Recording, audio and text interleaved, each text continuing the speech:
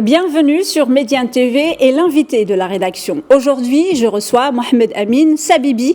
Il est le directeur par intérim du Centre régional d'investissement de Marrakech-Safi, une région qui continue de séduire. En témoignent les résultats de ce premier semestre 2023, puisque le Centre régional d'investissement a enregistré un montant de plus de 46 milliards de dirhams d'investissement approuvé. Et pour plus de détails, nous posons la question à Mohamed Amin Sabibi, qui nous fait le plaisir d'être avec nous sur le plateau de Médiane TV. Mohamed Amin Sabibi, merci beaucoup d'avoir accepté notre invitation et d'être venu sur les plateaux de Médiane TV à Tanger. Merci pour l'invitation. Alors, je vais commencer par, comme on dit, swab. Comment se sont passées les fêtes? Très bien, merci beaucoup. Un petit moment en famille et les vôtres. J'espère que vous avez passé de bonnes fêtes aussi. En bossant ici, mais ça fait partie aussi du plaisir quand même d'informer donc nos téléspectateurs. Alors, comme je le disais, des résultats très probants en ce premier semestre. Quels sont donc plus de 46 milliards de dirhams d'investissement approuvés? Qu'est-ce que vous pouvez nous dire sur ces chiffres? Alors, en effet, avant de parler tout d'abord du bilan et des réalisations qui sont très positives et nous devons tous nous en féliciter, je pense. J'aimerais tout d'abord poser le contexte et le cadre dans lequel nous nous trouvons qui a mené à ces réalisations et qui conditionne notre travail au quotidien aujourd'hui.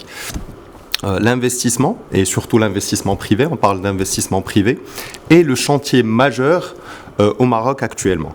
Le souverain, le roi Mohamed VI, que Dieu l'assiste, avait appelé lors de son discours du 14 octobre dernier à changer de paradigme, inverser la tendance et à porter l'investissement privé à 2/3 de l'investissement global, actuellement à 1/3 uniquement l'investissement public qui représente encore la majorité des investissements qui sont opérés dans le royaume et qui sont réalisés dans le royaume. Et donc, pour arriver à cela, il faut mettre en œuvre très très rapidement les réformes structurelles déjà engagées afin de libérer les énergies, encourager l'initiative privée et drainer davantage d'investissements étrangers. Les investissements privés que l'on cible aujourd'hui et que l'on ambitionne d'attirer et de développer sont des investissements qui doivent obligatoirement répondre aux enjeux et aux défis actuels, tels qu'ils sont inscrits dans les objectifs du développement durable et du nouveau modèle de développement. Nous recherchons essentiellement des investissements qui sont socialement responsables, qui vont contribuer dans le financement de l'État social, générer de la valeur ajoutée et créer des emplois stables et pérennes. Donc ça nous permet de revenir donc à ces excellents résultats donc des 6 premiers mois donc du Centre régional d'investissement donc de Marrakech. Qu'est-ce que vous pouvez nous dire sur ces chiffres? Bien sûr. Alors tout d'abord sur les 6 derniers mois, 46 milliards de dirhams d'investissement comme vous l'avez très bien souligné. De ces 46 milliards de dirhams d'investissement, 30 milliards concernent les investissements de l'OCP. Comme vous le savez, la feuille de route de l'OCP à horizon 2027 qui avait été présentée à Sa Majesté est très ambitieuse et pour la région de Marrakech-Safi uniquement 70 milliards de dirhams d'investissement sont prévus.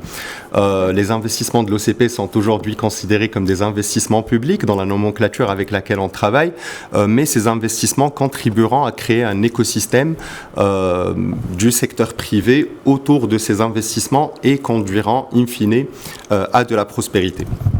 Pour vous montrer que 2023 a été réellement une année de reprise, où la reprise a été réellement ressentie, sur les 6 derniers mois, 380 dossiers complets ont été déposés par les investisseurs, contre 266 la même période de l'année précédente. Ça nous donne une augmentation de presque 74%. 266 dossiers ont reçu l'avis favorable de la Commission régionale unifiée d'investissement comparé à 109 sur la période précédente et donc une augmentation significative de pratiquement 149%. Alors, qu'est-ce que ça donne en termes de montant d'investissement et de nombre d'emplois prévus pour ces projets? Le montant d'investissement, lui, est passé de 18 à 46 milliards de dirhams, soit une augmentation de 160%, et les emplois prévisionnels, eux, se sont établis à 23 500 emplois, en hausse de 160% par rapport à la même période l'année précédente. Soulignant un point très très important, les objectifs du pacte national de l'investissement à horizon 2026 ambitionnent de créer 550 milliards de dirhams d'investissement et plus de 500 000 emplois. Qu'est-ce que cela signifie pour Marrakech-Safi, pour la région de Marrakech-Safi, et comment cela se traduit dans la déclinaison de ces objectifs pour notre région? Notre région représente à peu près 8 à 13% des agrégats socio-économiques du royaume. C'est 10% de la population, avec 4,7 millions d'habitants, 9% de la contribution au PIB, 11% de la consommation des ménages. Et donc, normalement, nous sommes sur 50 milliards de dirhams d'investissement comme objectif pour 2026 avec 45 000 emplois. Et donc, comme vous pouvez l'imaginer, avec 46 milliards de dirhams d'investissement, il est vrai que 30 milliards concernent l'OCP, et donc nous sommes encore à 16 milliards, nous dépassons les objectifs par glissement annuel qui sont de 13 milliards par an, et ce uniquement sur le premier semestre de 2023. Alors, j'aimerais juste rebondir un peu sur les dossiers approuvés. Il y a certainement des dossiers que vous n'avez pas approuvés, ce qu'on appelle dans le jargon, donc l'avis défavorable, qui ne plaît pas beaucoup aux investisseurs. Et qu'est-ce que vous faites justement pour ces dossiers pour lesquels vous donnez des avis défavorables? Est-ce que vous laissez tomber ou est-ce que vous essayez quand même de les retenir, d'améliorer peut-être leur dossier pour que, in fine, ces dossiers soient acceptés? C'est une très bonne question. Comme vous le savez, parmi les apports et les nouveautés de la réforme de la loi 47-18 qui avait été élaborée par le ministère de l'Intérieur, qui avait fait un excellent travail, que ce soit sur la simplification ou bien même sur l'unification, parmi les apports les plus importants est l'accompagnement, le hand-holding sur un niveau territorial des investisseurs. Le territoire est là où les projets d'investissement émergent, c'est là où ils voient le jour et c'est là où ils sont réalisés, comme vous le savez. Et donc, il est très important d'offrir un accompagnement de proximité à ces investisseurs. Pour les projets qui reçoivent un avis défavorable, ces projets sont examinés par la suite dans une commission ad hoc qui a été créée par le leadership régional dans la personne de M. Louali, qui est mobilisé et qui fédère les forces vives autour de l'investissement, autour du sujet important. Je peux vous dire qu'aujourd'hui, que tous les membres de la commission régionale unifiée d'investissement sont fortement mobilisés, sensibilisés à l'importance de la problématique, et donc ces dossiers sont examinés. Pour certains dossiers, il suffit de changer quelques caractéristiques techniques. Donc l'investisseur est appelé, est accompagné, juste quelques petites modifications dans la présentation de son projet font repasser le projet. Le projet peut être repêché, peut passer de l'autre côté. Pour d'autres projets qui ont du mal à être implémentés pour des raisons plus structurelles, en lien avec le cadre réglementaire, avec le cadre légal, ou bien même parfois des problématiques d'urbanisme et de couverture par des documents d'urbanisme, ces dossiers sont par la suite portés par des exercices de planification régionale et donc dans des forums dédiés qui ont été créés à cette fin. Et ici, je parle du comité régional d'environnement des affaires qui est présidé actuellement par M. Louali dans la région de Marrakech-Safi et qui se penche sur ces problématiques, fait en sorte d'inclure ces projets et cette vision du secteur privé dans les documents d'urbanisme, pousser la couverture par les documents d'urbanisme. Et le comité régional d'environnement des affaires, en réalité, est un dialogue public-privé structuré et donc rassemble des parties prenantes publiques et privées, recense les problématiques et les défis et essaie de trouver des solutions, remonter ces solutions et les travailler de façon pérenne. Et c'est ainsi que par le passé, nous avons réussi à repêcher justement plusieurs projets.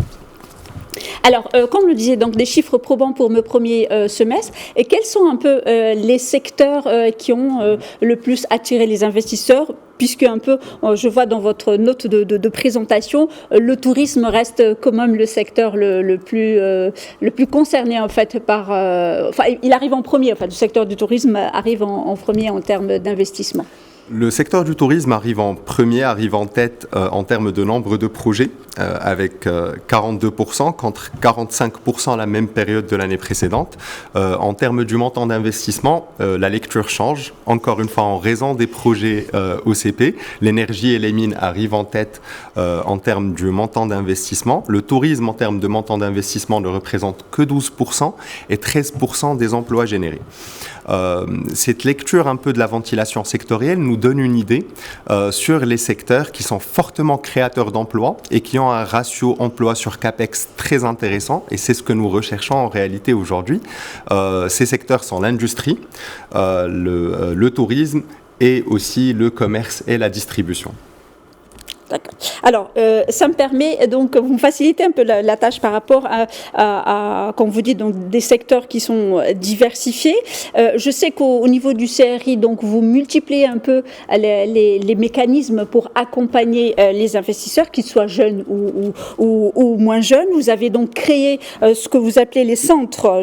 Pour ne pas dire de débit, je vais le lire. Le centre d'appui à l'entrepreneuriat et au développement économique local. Donc, ce sont des centres qui ont trouvé donc une bonne écoute auprès justement des investisseurs, mais que vous comptez développer. Et justement, ces centres, c'est également viennent appuyer le partenariat que vous avez avec des organismes étrangers. Qu'est-ce que vous pouvez nous dire justement sur ces mécanismes? Aujourd'hui, comme vous le savez, la cible des centres régionaux d'investissement a été élargie lors de la dernière réforme, et c'est pour accompagner plusieurs dynamiques qui sont en cours dans la dynamique d'entrepreneuriat.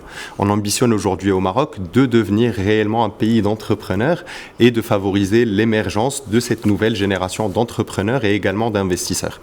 Le CRI, de ce fait, développe des mécanismes d'appui non financiers pour faciliter l'accès à l'information, donc réduire l'asymétrie de l'information, qui est un problème dont souffre la majorité des investisseurs. Plus de transparence, plus de clarté, un accès amélioré à l'information déjà améliore la confiance et booste vos chiffres d'investissement. Améliorer l'accès aux subventions de l'État. Aujourd'hui, plusieurs subventions, qu'elles soient sectorielles, comme la subvention de Maroc PME, qui prend en charge une partie du CAPEX des projets de substitution aux importations industrielles et à des projets industriels, une subvention sur la recherche et le développement des brevets, également au niveau du commerce et de l'industrie, des subventions également dans le secteur touristique, et bien sûr le cadre incitatif global récent et la nouveauté qui est la charte de l'investissement et qui aujourd'hui peut couvrir jusqu'à 30% de votre CAPEX et qui concilie les objectifs et du gouvernement et de l'État et ceux des investisseurs privés. Alors juste... vous apprêtez, le CRI est quand même un partenaire de l'investissement, et là vous vous apprêtez, du moins pendant le mois d'octobre, d'accueillir quand même le FMI et la Banque mondiale pour justement leur, comment on appelle, meeting annuel, et justement en tant que partenaire justement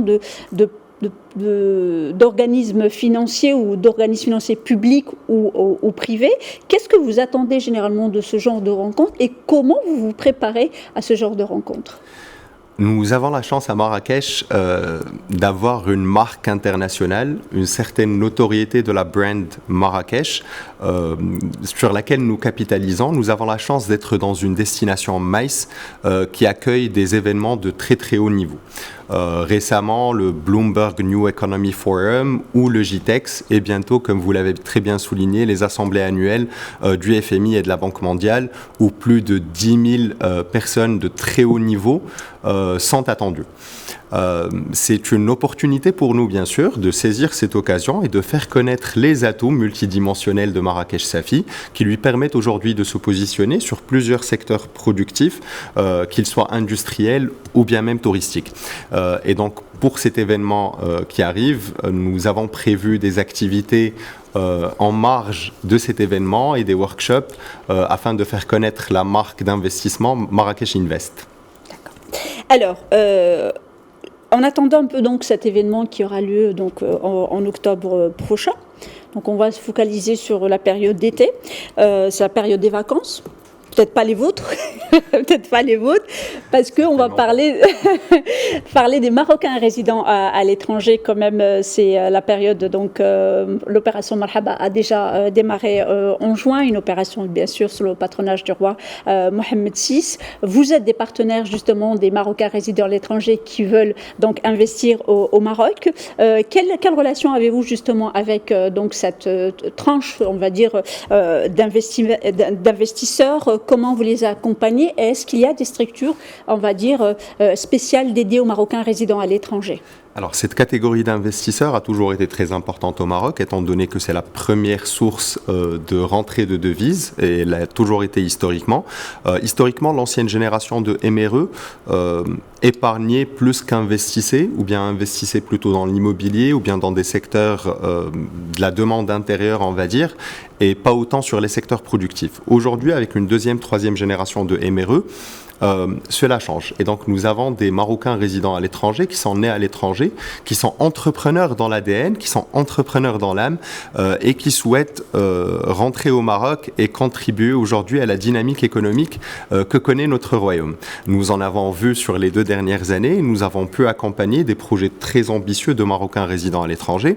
Alors, qu'est-ce qu'on fait justement pour aider cette catégorie d'investisseurs qui déjà n'a pas beaucoup le temps et qui n'est pas à proximité, et donc il y a cette première contrainte, on met en place un fast track dédié et des parcours collectifs et individuels d'accompagnement sur mesure qui sont également accélérés et adéquats justement aux besoins de ces investisseurs et de cette catégorie d'investisseurs. Vous pouvez nous expliquer un peu fast track pour les novices? Oui. Pour les novices. Le fast track est juste un parcours simplifié et rapide. Pour accéder justement aux offres d'information, d'accompagnement et de formation également. D'accord.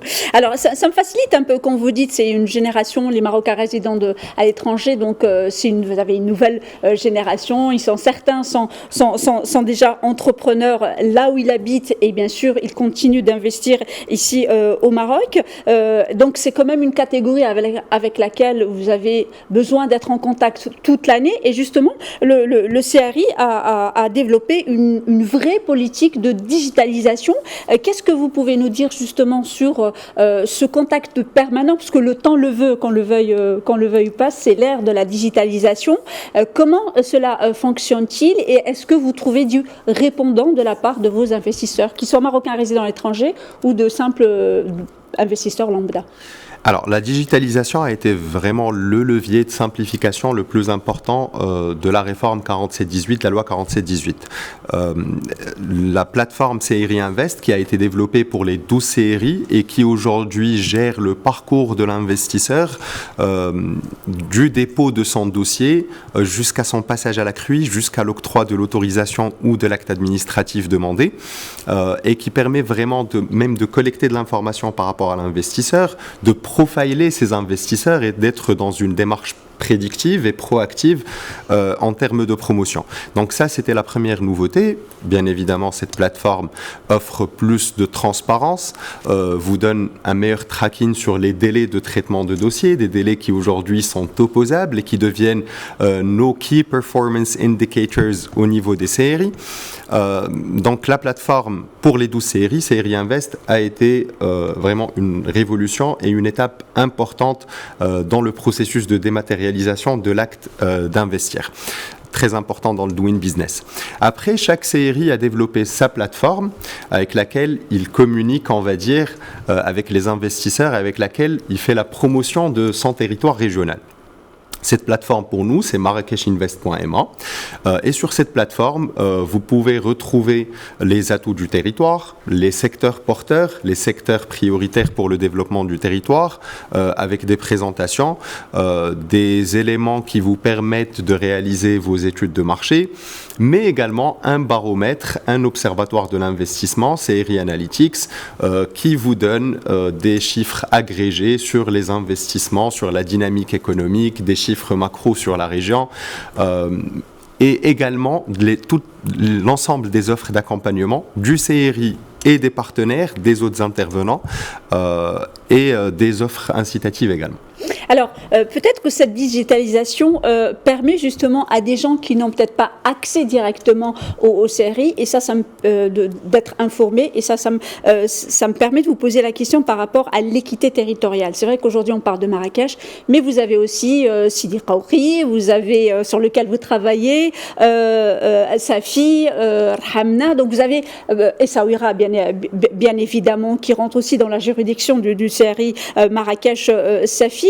Comment justement s'organise, on peut dire, cette équité territoriale par rapport à Marrakech qui reste quand même le noyau de l'investissement? Vous faites très très bien de le souligner. Il est vrai qu'aujourd'hui, Marrakech attire pratiquement 50% des investissements, du total investissement qui est attiré dans la région. La région, c'est 7 provinces et une préfecture. Ces 8 territoires provinciaux, on va dire, sont complémentaires et peuvent avoir des synergies entre eux. Marrakech étant la plus développée avec une contribution au PIB régional de 34%, suivi de Safi 19%. Safi qui est réellement une championne industrielle, la plupart des gens ne le connaissent pas, mais Safi a un écosystème autour des industries chimiques, autour de l'industrie de la pêche, mais également une ceinture minérale autour de Safi, comme c'est le cas pour Marrakech. Et donc ces 2 territoires, avec Youssoufia où vous avez du phosphate, Chichaoua également, offrent un potentiel de valorisation du capital minéral, des activités de valorisation et de transformation. Et donc les autres territoires, bien évidemment, disposent d'atouts multidimensionnels également. Si on prend Hamna avec du phosphate, avec l'écosystème de l'économie du savoir autour de l'université Mohamed VI Polytechnique, Youssoufia avec le gisement du phosphate, comme je l'ai mentionné, mais pas que. Il ne faut pas oublier que à Youssoufia, il y a la commune d'Iroud, et Iroud est le berceau de l'humanité, le home de l'ancêtre de l'humanité. Et donc, juste pour vous montrer tout le potentiel pour des activités de tourisme culturel et de tourisme scientifique. Aujourd'hui, une politique intégrée de l'État pour justement réduire les inégalités territoriales, mettre en avant ces atouts et améliorer les offres de ces provinces qui restent encore sous-développées par rapport à d'autres, des politiques de centres ruraux émergents, mais également dans le cadre incitatif aujourd'hui, ce cadre incitatif, la charte de l'investissement, prévoit une prime territoriale. Et dans le cas de Marrakech-Safi, toutes les provinces sont concernées par une prime territoriale de 10% sur votre montant d'investissement, à l'exception de la préfecture de Marrakech. Alors, vous avez très bien parlé de Iroud, ça me permet d'entamer pratiquement la dernière question pour le temps qui nous est encore imparti. Donc, alors, vous avez Marrakech. Marrakech, c'est le Festival des Arts Populaires qui vient de s'achever, c'est comme sa 2e édition. Vous avez bientôt, donc, en automne, le Festival du cinéma qui fête cette année, c'est 20 ans. Essaouira, qui vient de s'achever l'an prochain, c'est les 25 ans. Vous parlez d'Iroud. Essaouira, je ne compte pas les festivals. En plus de Gnawa, il y a une dizaine d'autres festivals. Quelle place auraient les industries créatives pour la promotion justement de ces territoires qui se sentiraient moins importantes par rapport à d'autres? Et est-ce que les jeunes joueraient justement un rôle dans la promotion de ces industries créatives? Alors, les industries culturelles et créatives sont une industrie pour laquelle Marrakech-Safi a toute sa légitimité, que ce soit en termes de faisabilité ou de désirabilité. N'oublions pas que les industries culturelles et créatives, et on a tendance à l'oublier, est un secteur fortement générateur d'emplois et de prospérité à travers le monde, avec plus de 30 millions d'emplois, principalement chez les jeunes. C'est un secteur qui emploie fortement les 18 à 35 ans. Et donc aujourd'hui, Marrakech est connu pour l'artisanat de production, un artisanat qui vient valoriser justement l'art. C'est une culture festivalière, comme vous l'avez très très bien souligné. Essaouira fait partie du réseau des villes créatives des Nations Unies. J'ai oublié. Des Nations Unies. Et donc aujourd'hui, sans oublier bien évidemment tout ce qui est design, gaming, tout ce qui est relatif, vraiment qui fait le lien entre le digital, la culture et la création. Et ici, nous avons les 2 universités qui sont l'université Qadi Iyad et l'université Mohamed VI Polytechnique qui ont un rôle très très important à jouer sur ces segments particuliers. Alors sur ce, donc je pense que sur cette très bonne note d'espoir, on va finir donc cette rencontre. Merci beaucoup Mohamed Amin Sabibi d'être venu donc ici à Tanger sur le plateau de Médiane TV pour répondre à nos questions. Merci à vous, excellente journée. Et merci à vous, chers téléspectateurs, pour votre fidélité. Restez avec nous. L'information se poursuit sur nos différents canaux, Médiane TV Arabique, Médiane TV Maghreb, Médiane TV Afrique et bien évidemment sur notre média digital, medianews.com.